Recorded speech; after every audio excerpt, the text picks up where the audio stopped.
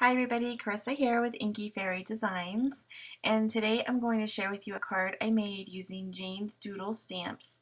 And we're going to do a shaker card, and we're also going to create a really fun background with all of these cute images and some like solid stamping with colored inks. So these are the color inks that I pulled out for the project today. I'm going to be stamping in black Memento ink, and then also the W+9 Pure Color and Simon Says Stamp dye inks, and the stamp set by Jane's Doodles, which is called Winnie Halloween, and it's super cute. So let's go ahead and get started. I want to show you how I created this fun background. I had seen this technique and I wanted to give it a try, and when I pulled out this stamp to work with for my post today, I thought, all of these cute little Halloween images would be perfect for this technique. So what I'm going to do is I'm going to start by stamping all of the images kind of randomly around just a white cardstock in the Memento ink, and you could use any type of ink for this technique. And so I'm just kind of randomly stamping, and I use the pumpkin and the cute little bat and this cute little spider, which, you know, these kinds of things are only cute when they're in stamps, right? So I just needed to fill in some more of that white space and stamping a couple more of the pumpkins and some more of the bats, and I kind of like twisted them or rotated them around so they weren't all facing the same direction, and made it look a little bit more random even though I'm trying to fill in the spaces. So I'm ready to start with my solid coloring with some ink. So I picked out some solid stamps that were in my stash by other stamp companies and kind of matched them to the shapes of these characters or these critters and things on my background. And then I'm just picking up that color and I am matching it up with that pumpkin and stamping right on top. Now it doesn't fill in the whole pumpkin, but I think that's what really gives this technique a cool look. So funny thing about the bat, I kept originally I wanted the bat purple, and I tried another technique, which you'll see when I turn this over to do the shaker, but I kept stamping the bat in green, and I wanted him in purple, but then when I started this one, I automatically opened up the green, and so I thought, you know what, I think I want this to be green. I better go with it. So what I originally wanted purple turned green, and then I did the purple for the little spiders, and I thought it turned out really cute. I think it balanced it better than if I would have done more purple. I don't know. The purple needed to be an accent. It just worked out better. It was more pleasing to my eye than what I tried to do before. And so yeah, sometimes those little mistakes that you keep making, just listen to it and go with it. Like I said, I was wanting to have my bats purple, but I kept picking up the green.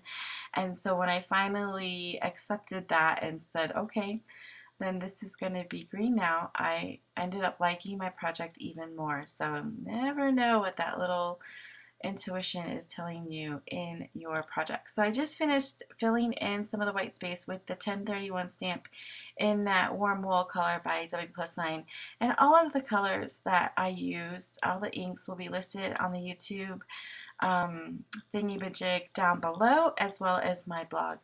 So now I'm going to stamp the little girl in Memento ink on Tuxedo, or Memento ink Tuxedo Black, that's the ink. And the paper is Copic Xpress blending card. So that's my go-to paper, that's what I always use. And my camera actually died right when I finished stamping her and I was picking up my colors.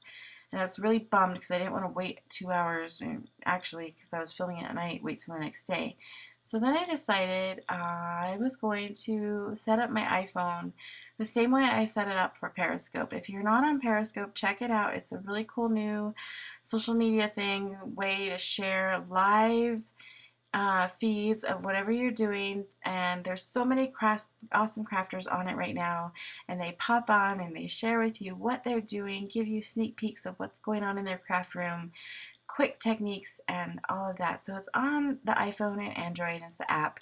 So just look for Periscope and check it out. So anyway, that helped me to set up my iPhone because I had set that up for a Periscope that I did the night before, and it really worked out because I had a better angle to do the coloring. So what I was showing you was how I pick out my colors using the hex chart, and I just talked all over that.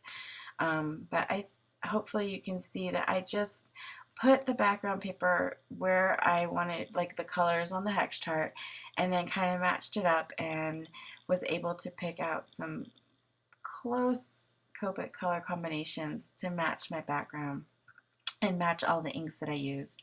So now I sped up the entire video, but I sped up the coloring even more, just because I don't know. I wanted to include it because this is actually my favorite part of the entire card making process, and I just love to see a black and white image come to life with color.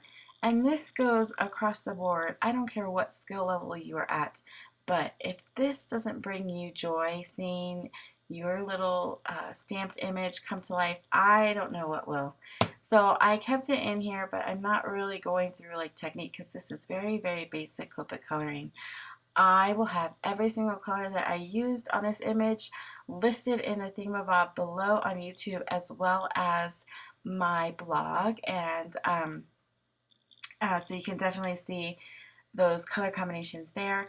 When I'm coloring, I almost always start light to dark and blend back to light.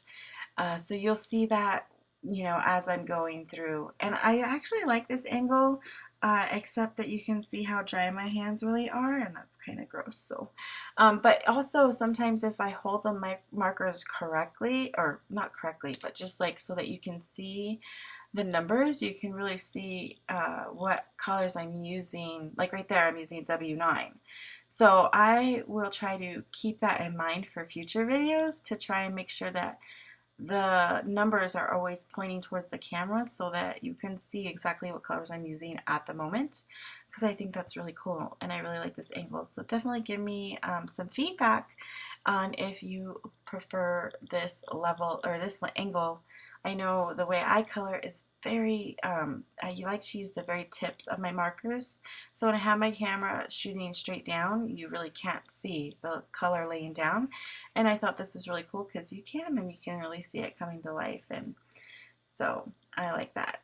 What I was going to say is that I normally do color light to dark and then blend back down to light. So I'll go light, medium, dark, and then medium light and blend it until I'm happy. Except when I have really tiny areas like the candy corn that I stamped on her dress and the socks, the little stripes on her socks. There, when it's such a tiny area, I will lay down my darkest color and I'll skip the medium color and I'll go straight to my light color because it's just such a tiny area that will give me enough of that blending doing it that way. So I just wanted to point that out because I know I always say that I color light to dark, but then you'll see me on those tiny spots coloring dark to light, and I just wanted to explain why. So I'm going to color her hair green because green hair is fun and she is getting ready for Halloween trick-or-treating, so I thought green hair would be perfect, and I just think it's super cute, and it was the perfect touch to complete this cute little image. So I needed to finish coloring her. I forgot to color in her cheeks when I was doing her skin, so I'm adding that in, and I will give her some white highlights with a white gel pen. And then no image is complete, if you know me, without adding some sparkle with the Winko Stella glitter pens, and in this case I used gold and clear on her dress. So I think she turned out super cute, and I hope you like her too. So now we're going to go ahead and go back to finishing putting this card together. And so I pulled out a circle die by Simon Says Stamp, and I'm going to make a window for our shaker. Now I am not a shaker, I don't make them a lot, but I think they're so cute, so I want to try and make them more. So I am just doing basic shape shaker cards right now. So I'm just lining her up and making sure that she's going to fit in that little circle. I'll pull out my Cuttlebug, which is like totally graffitied by my 2-year-old, and I don't know which 2-year-old did it. And I have a 5-year-old, and I think he actually did it when he was 2. I have another 2-year-old now. I have 4 kids, so none of my craft supplies stay super nice and pretty, but they work, and that's all that matters, right? So I cut it out, and I'm going to set aside the inside circle because I could totally use that on another project. And then I wanted to kind of line up and see what sentiment would look good with her. And I cut out some acetate, or some clear cardstock actually, from paper tray ink to about 4x4, and it fit around that circle perfectly. I'm using this Imagine Crafts Tarot tape. It is pretty cool because I can just, like the name says, tear it with my fingers, and it has a really good hold. So I put that to hold my clear cardstock to the front of my card, and now I'm going to take some StazOn opaque cotton white, and I'm going to stamp that sentiment onto my opening window there. And anytime you use the StazOn, you need to kind of prime it, and so it comes with the re-inker, and so you just re-ink it. It has a little scraper, you scrape that in, and then it's nice and juicy and ready to go. They just dry out so fast, so it's cool that that's how it comes. So I'm stamping that, making sure that she's going to be fitting, and then you see my head. And there, super cute. I love how that stamps on white, or that white stamps on clear just so perfectly. So now I'm going to create the shaker, you know, part, elevate it so that the shaker bits will move around, and I'm just using some of that 3M tape, and you can see I went to town. I am an over adhesiver, if that's the word, and I'm an over shaker bit person. I don't know, I go way overboard. Like, I think I put way too much in this shaker card. I just couldn't stop. I think these sequins from Pretty Pink Posh are awesome. I love the little holographic ones, or whatever they're called. And I also added some other sequins that I had, like the orange. I didn't have any Pretty Pink Posh orange ones, so, and some stars. And then I thought, oh, I need to add some of these stars from Recollections because they're kind of like see-through white and all that. So yeah, and then I mix them up, and I think I added way too many because it doesn't really shake because there's just so much there, but it's fine. So now I'm going to try and line up this to my cardstock, which took forever, but yeah, here I am trying to make it shake, and it's just not shaking, but whatever. You can see all the sequins, and I think it still looks cute. So I'm adding some Helmar Zap Dots to the back of my image, and look how many I used. I'm telling you, I do not go lightly on the adhesive. I want my stuff to stick down. Yeah, so anyway, here's the final card. I hope you enjoyed this process video and watching me color and put this card together. I think the stamp set is super cute. If you like the video, give me a thumbs up and share with your friends, and check out my blog, and I'll see you next time. Bye.